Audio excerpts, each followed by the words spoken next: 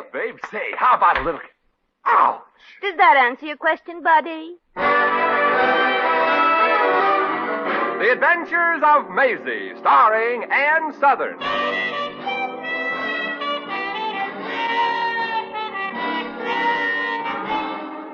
You all remember Metro-Goldwyn-Mayer's famous Maisie pictures. In just a moment, you'll hear Maisie in radio, starring the same glamorous star you all went to see and loved on the screen, Ann Sothern. But first, your announcer.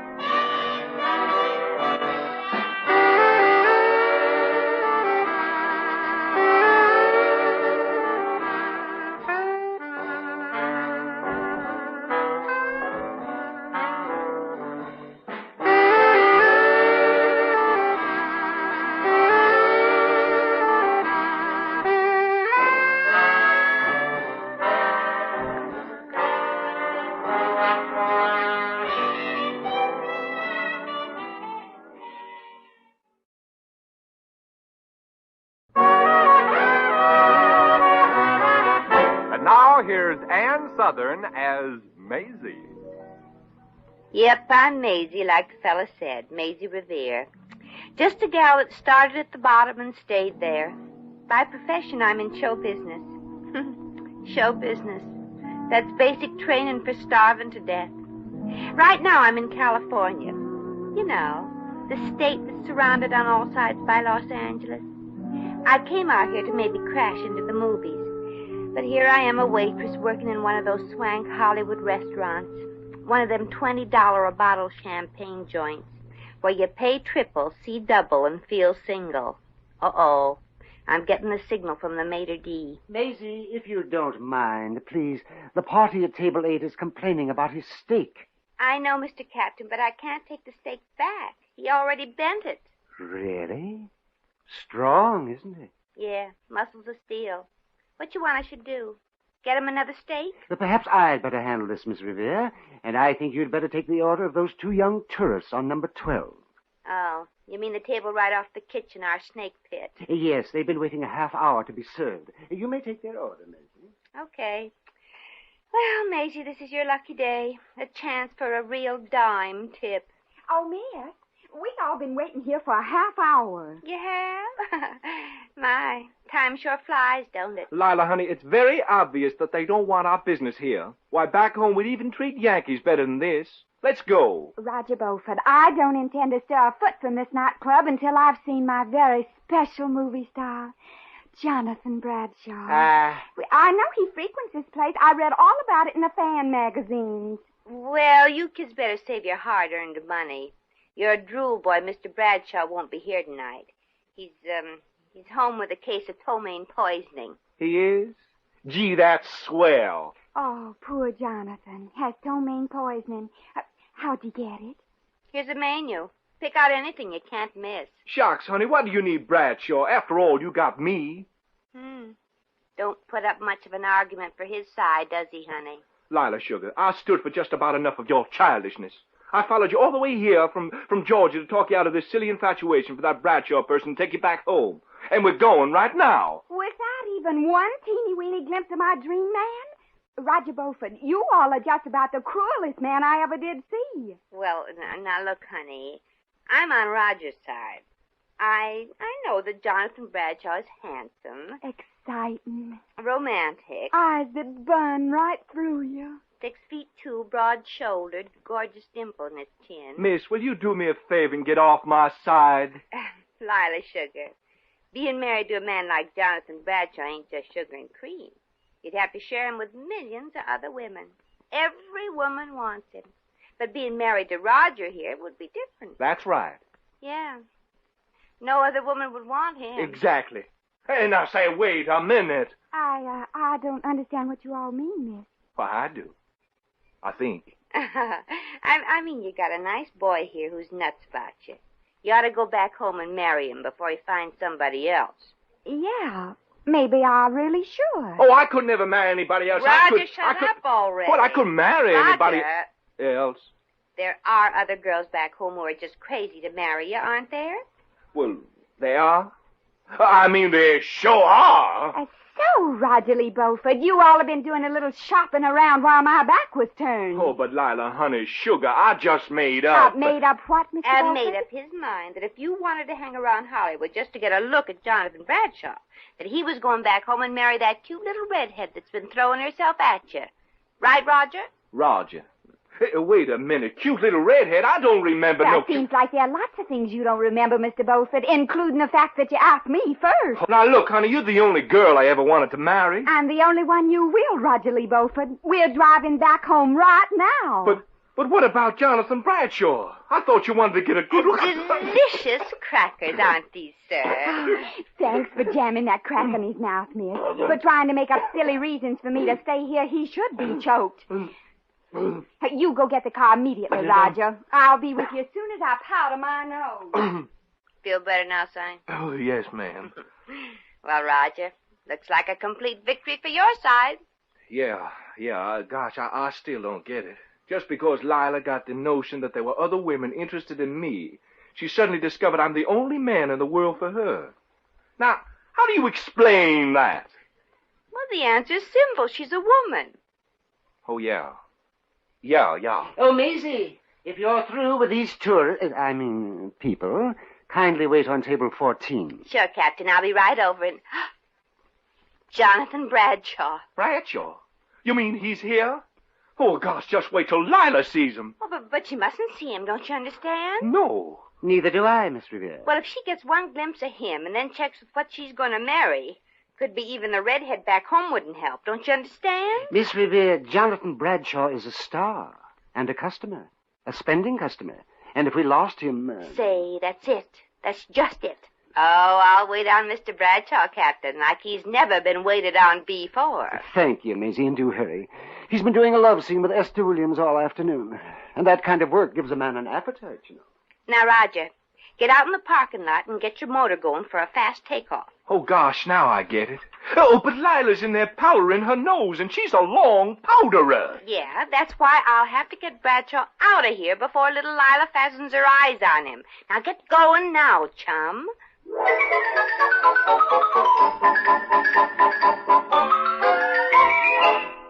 Oh, miss. Waitress. Was you addressing me, chum? Miss, do you realize who I am? I'm Jonathan Bradshaw, the famous movie star. So what you want I should do? Fall away dead? In this joint, picture stars is a dime a dozen. I have half a mind to complain to the head waiter. Me too. All the other waitresses get the big parties to wait on with big tips. And what does that schmo hand me to serve? A table with one tired customer. Well, that does it. Oh, Captain. Okay. You don't have to make a federal case out of this. What do you have? Oh, that's better. Now, let's see what I'd like to eat. I'll have Make up your mind, will you? I ain't got all day. Oh, well, do forgive me for taking up your valuable time, miss. How about a hunk of fish? I don't like fish. Who does? But fish is good for you. It gives you brains. And what makes you think I don't have any brains? You've eaten here before and you came back. Please let me order what I want. After all, it's my stomach. Now, let's see. How's the steak today? One order of fish. Oh, the steak tough? There ain't anybody in the joint that'll eat it. Hey, miss, if I weren't so starved, I'd scram out of here and go someplace else. Oh, well, now you're getting smart. If you leave now, you can beat the cover charge. If you hurry. Now, Miss, are you trying to get rid of me? Oh, well, no, Mr. Bradshaw. I'm just doing this to... Well, there's a young girl here. She thinks you're the most wonderful man in the whole world. Mighty smart girl. But you don't understand, Mr. Bradshaw. She's engaged to marry a nice young man. Of course, he isn't anything like you. Well, who is? Mr. Bradshaw, you can do this girl a big favor. Do something that'll make her happy for the rest of her life. Oh, all right. Get me your autograph book and I'll sign it. No, Mr. Bradshaw. You see, if this girl actually sees you in the flesh, she may never want to go back home and marry the boy she was brought up with. It's very understandable, miss. Very understandable. Well, she's just about ready to go home with this boy, and, well... If she saw me, she just couldn't go through with it. Yes. She saw me. Yeah. The celebrity-struck kid. Just look at her, lying there. Oh, it happens all the time. Maisie, quickly, that girl, she just fainted. Get her a glass of water, a doctor. Oh, a doctor won't help her. I'll take her into the powder room and see if I can snap her out of it. Oh, anything I can do to help? Yeah. If I'm dead. Oh, such impudence. Miss Revere, you're fired. Turn in your towel. Oh, come now, Captain. Give the girl another chance. I guess I'm really to blame. Oh, very well, Miss Revere. You may stay on. But first, do something about that girl lying there on the floor. One of our patrons may trip over her. Oh, I'll handle it, chum. Look, I'm truthfully sorry that I've been the cause of any disturbance on that girl's part, miss. If there's anything I can do to, well, set her straight, don't hesitate to call on me. Well, gee, thanks, Mr. Bradshaw. You know, for an actor, you're almost human.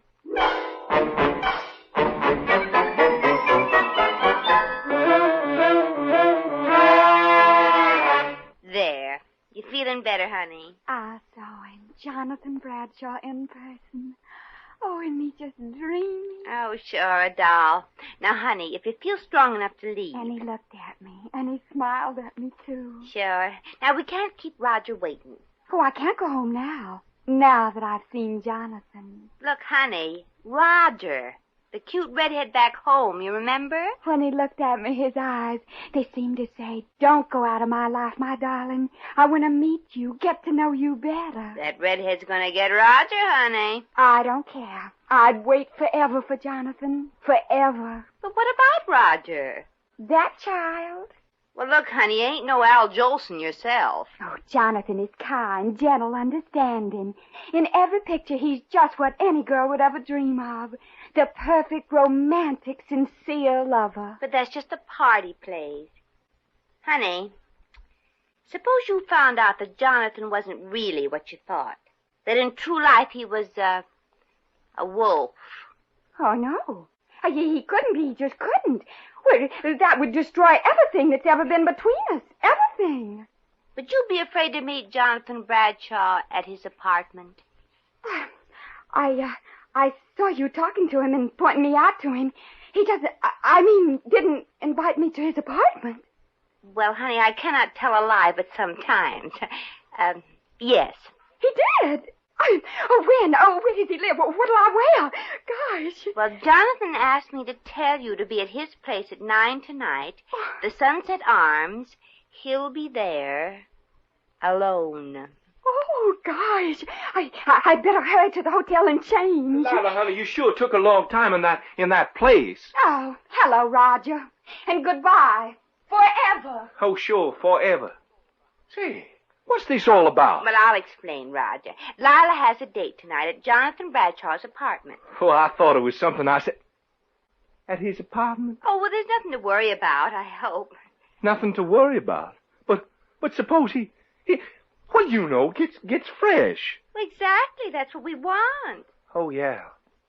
We do? Well, don't you see? If Lila finds out that Bradshaw's no gentleman, but just a wolf, it'll break her heart. And that's good? Well, for you, yes. Then she wouldn't want a handsome, interesting man anymore. She'll want you. Oh, yeah. And I wouldn't have any competition anymore. Say, how did you all fix it? Fix it? I mean, get Bradshaw to invite her to his place and disillusion her by being a wolf. Well, that part I haven't arranged yet.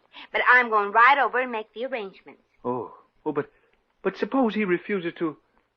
Well, you know, suppose he acts like a perfect gentleman instead of... Well, you know. Why, he wouldn't dare, Sonny. No gentleman could be that much of a heel.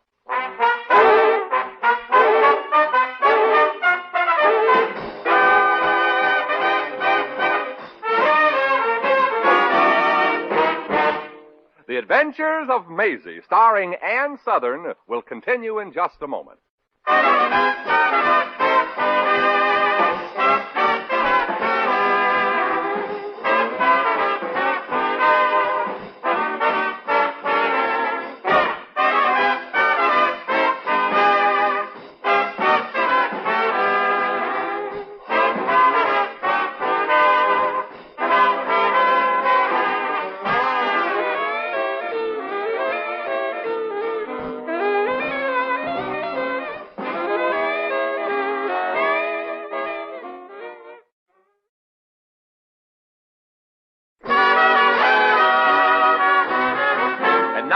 back to Maisie. Oh, there you are, Maisie. Give her this. Give who what, Captain? Why, the girl who fainted. Give her this brandy. It'll make her feel like a new woman. That'll be a switch. Right now she feels like a new man, Jonathan Bradshaw. You pardon me now, Captain. I gotta go over to Mr. Bradshaw's table. Here, let me have that brandy. The brandy? Yes, when I tell him what's in store for him tonight, I got a feeling he's gonna need it. Maisie, Mr. Bradshaw just left. Left? For his apartment. He said he's expecting a woman. Yeah, I know. But wait a minute. How could he possibly know? Well, he ought to know. Mr. Bradshaw just received a phone call at his table from a woman and asked her to meet him at his apartment. I believe her name was, Marcella. Marcella? Oh, how could he be that fickle? Fickle? Yeah, he's got an appointment to meet Lila at his apartment. Oh, well, maybe he forgot about it. Oh, how can you be so stupid? How could he forget about it if he doesn't even know about it? That's right. He doesn't know he has a date with this Lila? But how could he? I didn't even tell him yet. Oh. Maisie, maybe you'd better drink this brandy. I never touched the stuff. Bye, Captain. I gotta rush down to Bradshaw's apartment and clear the decks for action with Lila.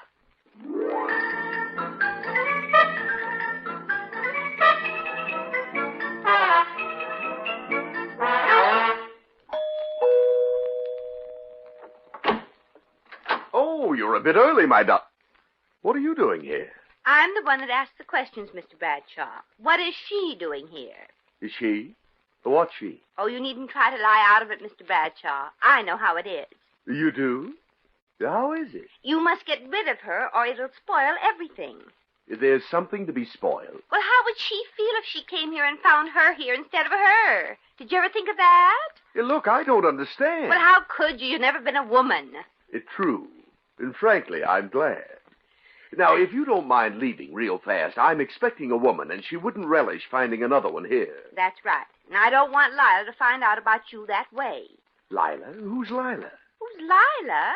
Well, she's the one that's coming here you should make nasty-type love to, silly. Oh, yeah.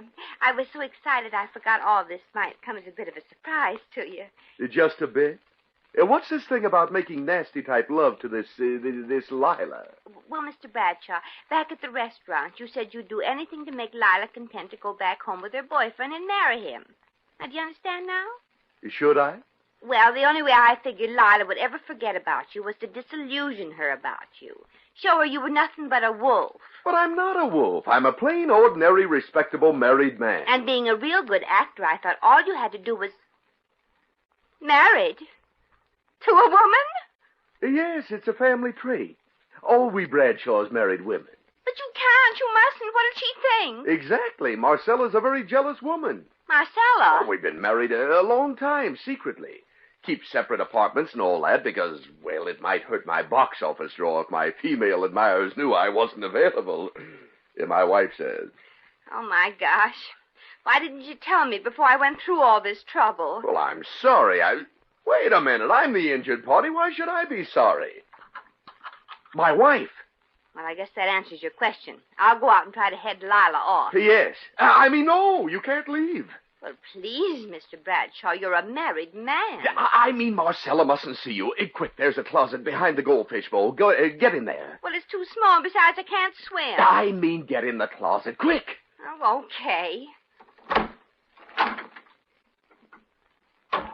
Now, don't make a sound, and don't you even... Oh, good evening, Marcella, darling. Greetings, Jonathan, darling. Sorry, I'm a little late. Yeah, I'm glad. Come in. Sit down on the Lila. Let me take your Maisie.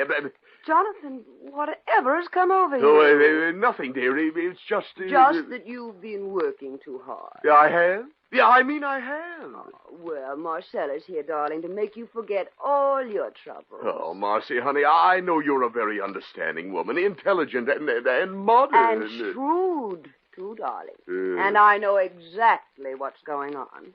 You do? Yes. See, the reason I insisted on this arrangement of keeping our marriage secret is because, well, darling, your attractiveness to women isn't quite what it used to be. That's what you think, honey. That's what the studio thinks, too, baby.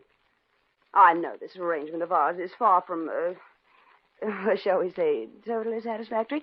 But if our marriage ever became known, darling, your box office draw would really be dead. Oh, darling, you're in an awful spot. You don't know the half of it. Oh, but I do, darling. There's only one thing that'll put you up there among the box office champs again. A good story. Hey, yeah. Let's discuss it, dear. At your place. At my place? Yes, I want to go someplace where I can breathe. Oh, you can breathe here, darling. Yeah, I mean permanently. Honey, Jonathan, what was that? What was what? That. It came from the closet. Oh, that was the cat. Yeah, I said that was the cat. Oh, Jonathan, darling, you know very well they don't permit pets in this building. Yeah, I know, my dear, but it was just a poor stray kitten I picked up. It was so sad, so forlorn. Oh, Jonathan, you're just a big-hearted baby, aren't you, picking up a stray cat? Yeah.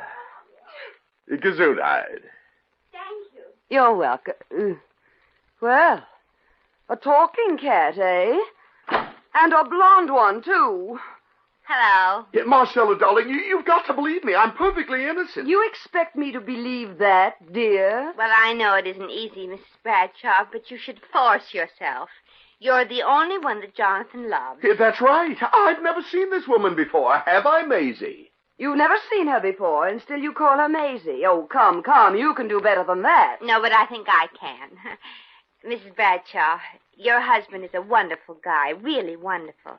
I came up here to ask him to do a favor for charity, and when we heard you come in, we knew it would look funny finding me here, so I hid in the closet. Well, that's believable. It is? I mean, Marcella, you're wonderful. Yes, you're the only woman in his life, Mrs. Bradshaw, the only one. Oh, I'm sure of it. I hope. Oh, I do hope you all will forgive me for just walking in, Mr. Bradshaw. But the door was open and I thought... Well, I didn't think you had company. Lila. Well, Jonathan, looks like this is your big day for stray kittens. Yeah. Here, look, folks, if you'll excuse us, I'd like to be alone with the woman I adore. Oh, thank you, Jonathan, honey. I feel the same way about you. Now, gotta get my thinking cap a-working again. Well. It looks like the entire story hasn't yet come out. Hey, miss, I meant I wanted to be alone with my wife. Your wife? Oh! I think I'll go now. This is where I came in. Unhand my fiancée, Bradshaw, you wolf. Roger, what are you doing here? I followed my girl here when I found out that Yankee had invited her here for... Roll up your sleeves, Bradshaw. I demand satisfaction. Oh, go away before I slap you, Sonny. Okay, but you don't have to get sore. I was just doing what Maisie thought I should. Maisie? Oh, look, this is getting a bit too complicated to follow. Maisie, would you mind doing the honors? Well, it's a long story, Mrs. Bradshaw. Mrs. Bradshaw? You his mother, lady? No, his grandmother. Sure enough. Say, you look kind of young for a grandmother. Oh, Roger, shut up. Mrs. Bradshaw, I guess I'm just a jerk. Hey, never mind the obvious. Get on with what this is about. You mean you don't know either, Jonathan? I'm the only one that knows the whole thing. It started this way. I was working at this restaurant, and Lila and Roger here were...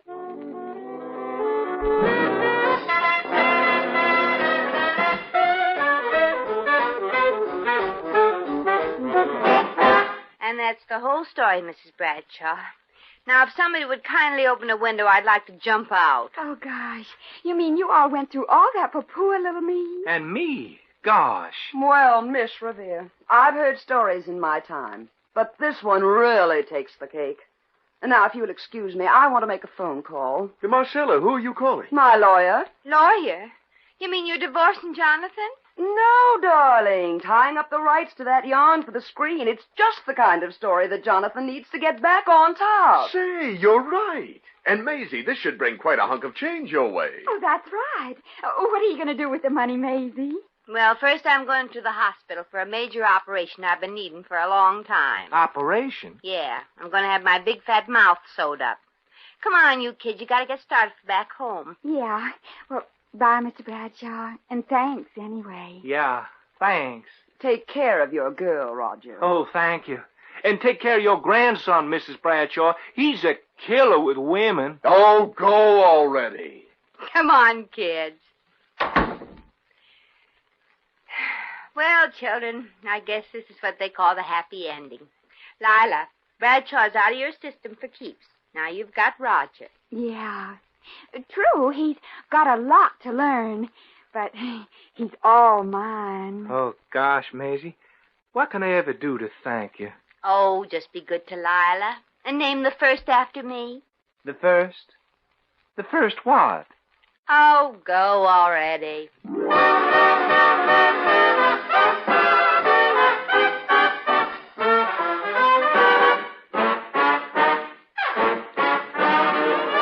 In just a moment, we shall return to the Adventures of Maisie.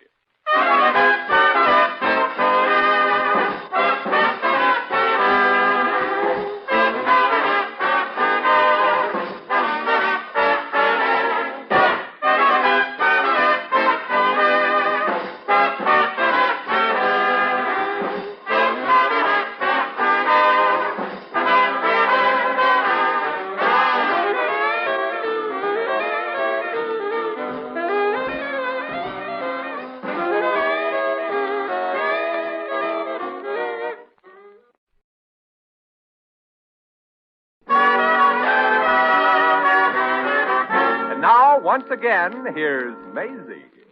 Well, Roger and his little Dixie cup Lila are now headed back home to be married, and I wish them the best. I hope for Lila's sake that she made the right choice because, well, some of those hasty marriages are like eating in a cafeteria. You grab the first thing that looks good and pay for it later. And I hope that Roger made the right selection for a mate, too. Lila's pretty, but lots of men who fall in love with a dimple make the mistake of marrying the whole girl. Well, it's getting kind of late, so come on, little feet. Take little old Maisie home.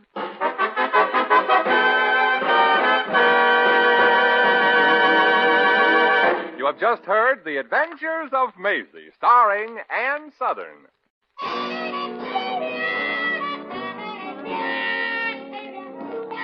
Maisie was written by Arthur Phillips. Original music was composed and conducted by Harry Zimmerman. Supporting cast included Joan Banks, Sammy Hill, Howard McNear, Peter Leeds, and Frank Nelson. Jack McCoy speaking.